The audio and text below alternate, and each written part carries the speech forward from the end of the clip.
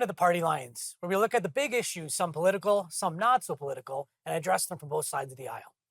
The big news is Mark Carney's Liberal government securing a majority government, and we wasted no time in getting to work. We all know that because of the war with Iran, fuel prices have increased sharply around the world, including right here in Canada. So we're taking more action to help build that bridge over short-term pressures. With the Minister of Finance and the Minister of Natural Resources, we're announcing today that Canada's new government will temporarily suspend the federal fuel excise tax from next Monday until Labor Day. We're also removing the fuel excise tax on aviation fuels. This will remove up to 10 cents per litre on gasoline and 4 cents per litre on diesel fuel. Combined with our earlier elimination of the consumer carbon tax, our government will have reduced fuel prices on gas by up to 28 cents per litre. That's real relief for you and your family at the end of the day. Now, to be clear, today's cut to the fuel excise tax is a responsible, temporary measure consistent with what it takes to build a stronger economy, a more affordable economy, combined with sound fiscal management. So, we're saving money. We are, in a big way, in a responsible way. Because if we're looking at deficits, right, so many people are criticizing if this is enough. But if we're going to table, a spring budget update, and all of a sudden, if we're just eliminating all taxes, that's not really fiscally responsible. So I think this is one way, a really great step, especially until Labor Day, because things can be adjusted. So why Labor Day? I think just because in the interim, it just gives us immediate relief some way, somehow. And because we know that gas prices fluctuate because there's that summer gas that we have during these months. So it makes sense that there's a benchmark just so that way, at least if they need to change it in any way by September, they could either give more relief or they could see that maybe there's some other substantive thing that's happened. Maybe all of a sudden we have more oil. I mean, Labor Day's around the corner, though. I would look at it from a planning and business perspective, or even the household perspective. Labor Day is not that far off. It's going to make a minor, at least if you said, okay, for the rest of 26, we're going to pause this. My concern right now is we're pausing a tax, which is for the government, a revenue stream.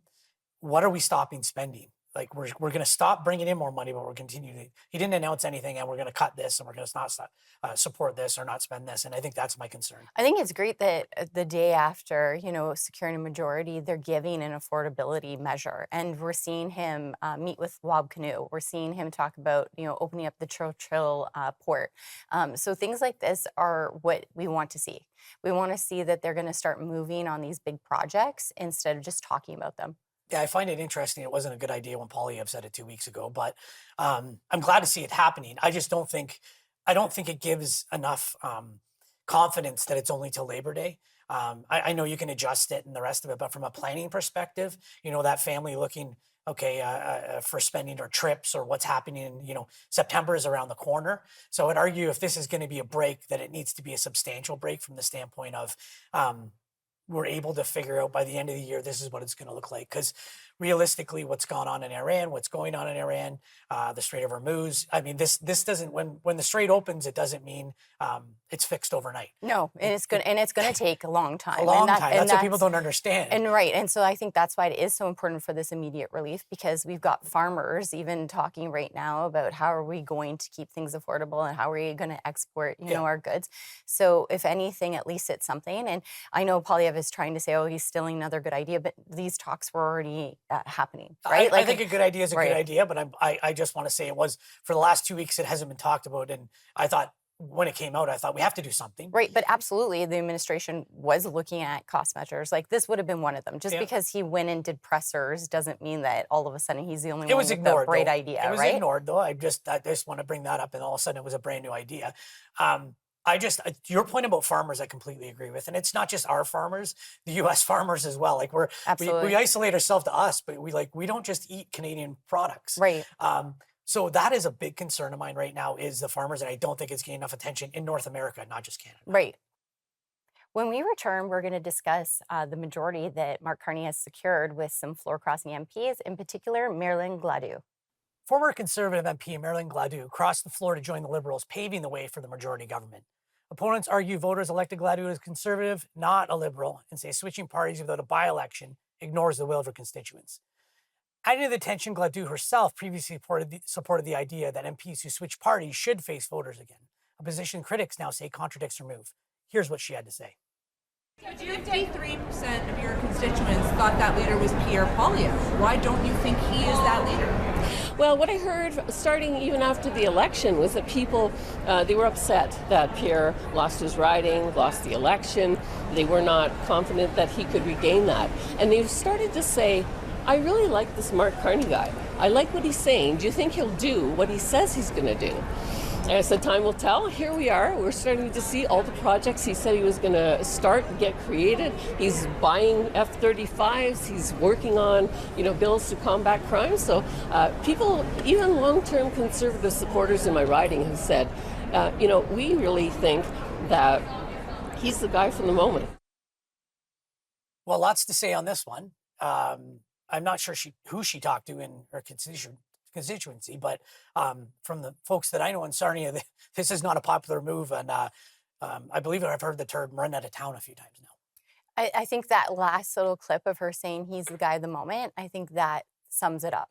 Because now that we have so many floor crossers that weren't only Conservative, weren't only NDP, that big wide tent that they love to say is a Liberal Party, we're really seeing that. And I think that's what is so remarkable with this particular government is it's more of a Chrétien era government. It's more of a Mulroney government as opposed to a Trudeau or Harper, because you have all these other ideologies that are coming in and it's necessary for this time. If we're going to get rid of these interprovincial trade barriers with premiers and we're going to go outside to, other middle powers, we have to look within to each of these ridings to see who can get there. And if you look at Sarnia, Lambton, and the petroleum that they extract, that's one of those major pieces for the major projects office. Right. So I think all of these chess pieces, right there. Right? It's chess piece. If right, you join us, you will get an energy project. If you do not join us, I don't know if that's going to happen. That being said, if you Sarnia Lambton area is blue. It's blue. She calls it a bellwether riding. She talks about her constituents. Unfortunately, there's vandalism to her house and office right after this happened. People are up in arms in Sarnia. She is, as I said, basically being run out of town. And the part that I don't appreciate is that when she said it's the best for me, I thought, wow, this isn't about you and that's not your job. The word me shouldn't come out of your mouth once.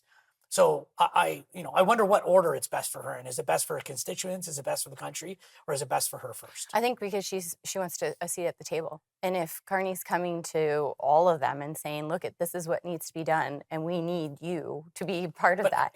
And so to many... But how do you have her? Right? How do you have her and an NDP under the same tent? And because her policies compared to the NDP side of it, it's completely different. She's far right. So if you've got Dolly and you've got now Marilyn, and then we're going to meet in the middle somewhere. Almost like our conversations here, I would think that that's what they're bringing, that kind of lens to those conversations, right? I mean, those are way far apart from the conversations we have. Right. And how you dictate policy in your big tent, I don't know how you come up with policy. But then that's how thoughts can change. If, for instance, I've got a clip for you, Jeff. Thoughts can change or nothing can happen. I've got a clip for you right now. So we're going to look at a clip right now that might not have aged so well when it comes to Prime Minister Harper. So we're going to look at that. Will he commit today to ending the practice of floor crossing once and for all? The Right Honourable Prime Minister. Mr. Speaker, as I've said before, I believe members of Parliament should have that freedom to be accountable to their constituents for their decisions at the next election. But I will say this, Mr. Speaker, in my observation, the only parties that really have this as an obsession are the parties that no one ever crosses to. I love that clip. I know it sounds funny I'm saying that, but the other thing is I miss all the people behind him. If you notice all the people that are behind him, that government I miss. So I think this is a great clip because a lot of people that are upset right now saying that it's backroom deals and they want to say it's a smear campaign for this government and it's awful. But you have to know that at that time, it was 2011, that there was a bill put forward by an NDP member, and both Harper, Polyev, and Bloc members decided to vote that bill down in the second reading. So if they were so upset then, it would have passed through. But the way that they look at it is that you're an individual, right? So that way, if you want to cross, you're representing your riding. Lots to say on this. After the break, we're going to discuss separatism and the movement that's gaining steam in Alberta, and we're going to talk about all those new hurdles that are in the way. Before we move on, I just want to provide a little context to our previous discussion based on the Harper clip. Yes, the clip didn't age well. I think it's funny from the standpoint of politics. I mean, you're going to both sides. You say things 5 years ago or 5 minutes ago, but in this specific instance, it's never been used to hijack a majority government before. So I think there's a little bit of a different standpoint. If we're not talking one or two, in the history, it's never happened like this. In the history, people have changed parties, right? But not at this level. Like, I was going back to explain to my kids about Belinda Stronach back in the day. This is not something that we've seen ever before. Right. So I think the context is a little different. Although it's floor crossing, it's a massive amount, and he secured a majority, and that's not what Canadians voted for. Right, and I think that's that argument of, do you represent the riding? Because you're not representing the party. And so many people have a hard time with that because our voting system, it doesn't lend to that. A lot of times people think, I'm voting for this individual because I like that party, and I know that that will give that person a majority or minority. And I think there's so many nuances when it comes to these kind of conversations that I actually like it. I like the discussion in the public realm because maybe more people will pay attention. And if there's changes that should be made, let's make them, right? Well, I can tell you the people in Surrey and Lambton did not vote for Marilyn Gladue. They voted for the Conservatives based on the uproar in the community, as I said earlier. So in this instance, it wasn't the person. Until you interview someone that says they really like that she has a seat at the table. Yeah, find one. Find one. Right? Anyways, moving on. I want to take a look at this commentary over a push for referendum or separation in Alberta. Here's the clip. Bit of breaking news as it relates to Alberta separation, and here's what you need to know. A group of First Nations had launched a court challenge against the separatists who were collecting signatures to launch a referendum. First Nations argue that this potential referendum on separation violates their treaty rights as well as the Constitution. The judge who heard this case over the past 2 days did not rule whether the referendum would violate treaty rights or the Constitution. What she did say is the separatist group collecting signatures can continue to collect signatures, but Elections Alberta is not allowed to verify those signatures, which means at this time the petition cannot be brought forward to the government, which ultimately means it cannot be brought forward for a referendum at this time. Essentially, the separatist petition will be stuck in phase 1. Until the court decides whether this petition and referendum would violate treaty rights and ultimately the Constitution. We don't know when that decision from the court will come. It could come in a month. It could come in 6 to 12 months. 2 weeks ago, the separatist group collecting signatures to launch this referendum said that they have enough signatures to have a referendum. Well, I think that's really interesting that this judge almost assisted in pausing everything because at this point in time, the threshold for signatures was lowered by Premier Danielle Smith. Yep. And so even though she's saying she doesn't want separatism, she helped make that benchmark lower to collect the signatures. And this judge is saying, without Indigenous consultation, this can't move forward. Yep. And it's a pause altogether. So I think it's a sigh of relief for some of the people in the community and maybe a sign of frustration for some of the people that wanted separatism. To me, it's a sign. If I was Danielle Smith, I'd have a huge relief right now because A, she appeased the separatist side saying we'll lower this, but B, that's the last thing she wants to have because right now she's cozying up with Carney from the standpoint of she needs oil projects, and on this other side, she's getting pulled in another direction that they want to separate. So for her, I think this pause helped because she can throw up her hands and say this wasn't me. Right. I was trying to help. At the same point, I'm still trying to negotiate with the feds and to get this investment. So I think at the end of the day, this is the best news case for Danielle Smith. Yeah, absolutely. Especially if they want those major projects to go through and they have an MOU with the federal government. So I think that's right, that you can't try to appease everyone. But in this scenario, it looks like you checked that box, right? You at least tried. Well, she's got noise, right? And that the noise is going to be tampered a bit. Now, maybe not. Maybe I'm wrong with there and the separatist uproar. But I mean, it's not an overwhelming thing that you hear about separatism in Alberta every day. It's a movement. How big a movement it is, I guess we'll see. Right. But having to lower the threshold for signatures, to me, means she didn't have the support to begin with. Absolutely. Right. So how does it move So forward? as you said, she appeased those folks, which is like, hey, I'm trying to help you, but B, I have to negotiate with this federal government, and we need investment here. So that should be her number one priority. Obviously, her constituents matter, and there is a contingent of her constituents that is important to them. But I think she's coming out smelling like a rose in this one. Yeah, I really like how this kind of transpired. Yeah. Right. Well, after the break, we're going to address the U.S. President Donald Trump's public comments towards the Pope and the social media posts that he claimed that did not depict him as Jesus. Welcome back. It was an interesting couple of days for U.S. President Donald Trump after another controversial social media post and strong opinions about the Pope. Watch the clip. U.S. President Donald Trump also responded to backlash he received after a picture of himself was posted on social media. Many say the image made it look like Trump was Jesus Christ, but he says that was not the intent. Trump also says that he will not apologize to Pope Leo, whom he says is soft on crime. Mr. President, did you post that picture of yourself depicted as Jesus Christ? Well, it wasn't depicted. It was me. I did post it, and I thought it was me as a doctor, and it had to do with Red Cross, as a Red Cross worker there, which we support. And only the fake news could come up with that one. So I just heard about it, and I said, how did they come up with that? It's supposed to be me as a doctor, making people better. He now says you owe Pope Leo an apology. Will you apologize? No, I don't, because Pope Leo said things that are wrong.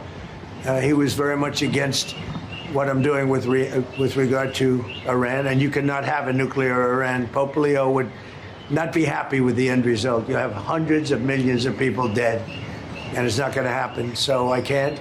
I think he's very weak on crime and other things. So I'm not. I mean, he went public. I'm just responding to Pope Leo. There's nothing to apologize for. He's wrong. And it's Dr. Trump now.